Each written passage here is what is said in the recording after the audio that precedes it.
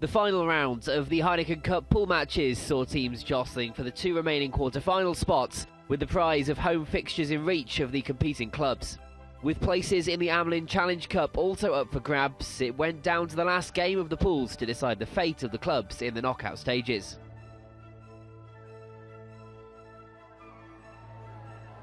Leinster knew that just a single point would be enough to see them through to the knockout stage, and their task was made easier when Ospreys were down to 14. Lock Ian Evans shown red for stamping at the breakdown. The Dubliners made use of their numerical advantage, finding 2 tries before the break, the second after strong work from Lions forward Cian Healy. The Welsh province had no answer to Leinster's forward momentum, and the bonus point try was secured with 10 minutes to play, Jordy Murphy running in for the hosts. Leinster had done enough to assure a spot in the next round, but the evening was capped by an appearance from Richard Strauss, making his first appearance 3 months after undergoing heart surgery. Saints were looking for a win to keep them in the hunt for a place in the Heineken Cup quarter-finals, but were made to sweat by top 14 outfit Castres. Northampton edged ahead in the low-scoring encounter with minutes to spare, courtesy of a penalty from England fly-half Stephen Myler.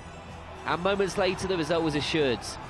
George Peacey poaching the ball in mid-air to score in spectacular fashion. For Friday night at least, Saints were sat in the best place runners-up spaces. The Blues were still within reach of the Amlin knockout stages, but were behind within 3 minutes at home to the Chiefs. They were right back in the contest as Wales wing Alex Cuthbert finished superbly to give home fans hope of victory. Despite the revival from the hosts, it was the Premiership sides who managed to steer themselves to victory with a brace of second-half kicks from Gareth Steenson. Reigning champions Toulon were looking for victory in Glasgow to assure them a home quarter-final fixture. Testing conditions in Scotland was making life tough for the kickers, but Toulon were edged in front at half-time through kicks from the ever-reliable Johnny Wilkinson. The World Cup winner put his 5th successful kick over before the hour mark, with the French side establishing a comfortable lead. The Warriors grabbed the game's only try through back rower Chris Fusaro, but the hosts were unable to capitalise on the score, Toulon able to abate their opponent's momentum. The result leaves Toulon certain of a home tie in the knockout stages.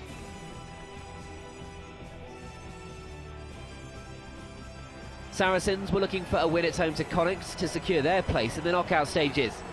The Irish province twice took the lead in the game's opening stages through the boot of Dan Parks, to the delight of the travelling Connacht clan. But their optimism would be short-lived, as the leading Premiership try scorer David Strettle grabbed the first of his 3 tries. There's another try by David Strettle. The hosts never looked back, and whilst Charlie Hodgson was struggling from the kicking tee, he was instrumental in orchestrating his side's destructive power going forwards.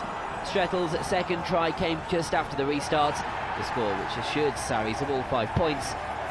And it was then the floodgates opened. Alex Goods gave Stuart Lancaster a glimpse of his prowess running in from full-back against the beleaguered Connacht defence.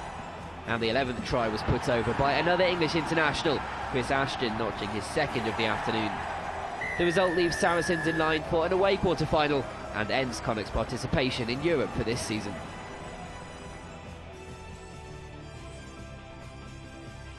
Home victory against Saracens in round 5 handed Toulouse their place in the knockout stages, but they needed a win in Italy to assure finishing as pool winners. Zebra defended staunchly to restrict their opponents, but were dealt a double blow when both their flankers were sent to the sin bin. And the French side made their advantage count. Sébastien Pézé finding his way over the try line before the break to put Toulouse 7 points up. Jean-Marc Toussaint fired his 2nd successful penalty over with 12 minutes to play, and Toulouse had enough to see out the tie.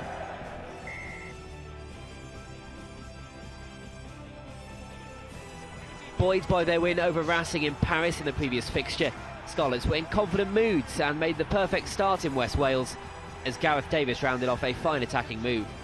Quins were swift to respond, and with Scarlets' Aaron Shingler spending 10 minutes in the bin, it was Mike Brown who made the advantage count. The sides were separated by just a single point going into the break, but the visitors edged ahead, Carl Dixon going over for Quins. With a place in the Amlin knockout stages up for grabs, neither side looked willing to give in, and Scarlets restored their points advantage through Wales centre Scott Williams, burrowing over from close range. With the rain affecting conditions, neither side could find the decisive score until 3 minutes from time. Kiwi Ben Bottiger stepped up to slot a penalty that took Quins into a 2-point victory.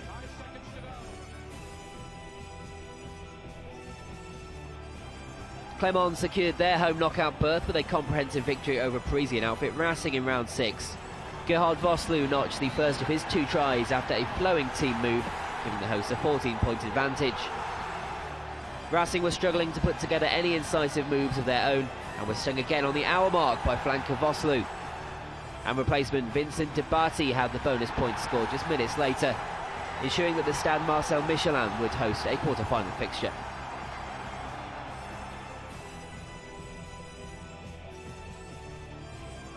In one of the most intriguing matches of the round, Leicester looked to topple Ulster's 100% record in the competition.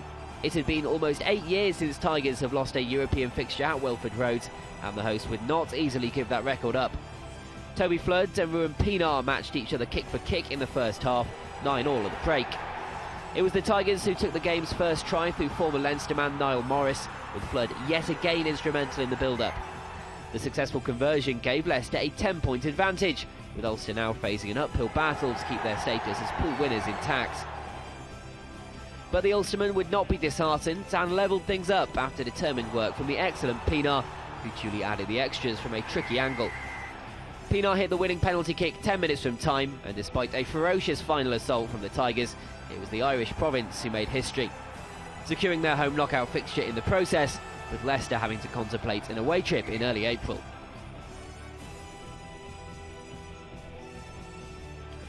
Montpellier restored some pride with a convincing home win over Treviso. Former All Black Rennie Ranger put the French side ahead with 19 minutes gone, and the hosts never looked back. Despite a brace of penalties in the second half from Treviso's Tobias Boats, Montpellier never looked troubled and took the bonus point score in the final play of the game through replacement Pierre Perard.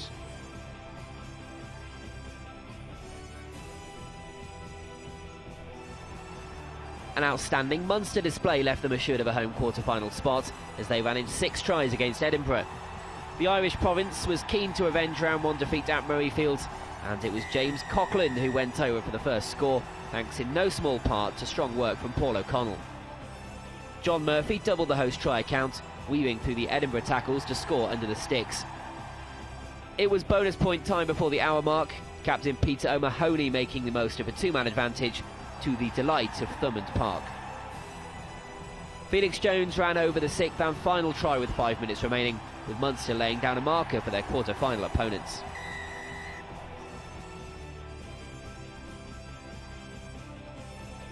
With a place in the Amlin quarter-finals at stake, Gloucester produced an excellent display in France to assure them of a continued presence in European rugby this season. A try from England wing Johnny May got the Cherry and Whites on their way, with a scintillating 80-metre dash for the line. Toon trying to get back at him. Great work from Johnny May, slaloming through the tackles. And there is the first try.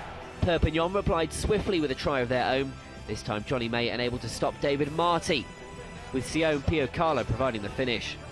In a pulsating first half, Gloucester retook the lead through Shane Monaghan, with Freddie Burns adding the extras. And Charlie Sharples stretched the visitors' advantage with a try of his own after 33 minutes, bringing Gloucester in at the break 9 points to the goods. Monaghan claimed his second score and Gloucester's 4th after some positive attacking play. Despite a further try for each side, it was the West Country outfits who claimed the spoils. With all pool matches now completed, here's how the final tables stack up. Leinster sit atop Pool 1, but didn't do enough for a home quarter-final place. Despite Northampton's late surge, early defeats to Castres and Leinster leave them out of the Heineken Cup, but they do have a place in the Amlin last 8.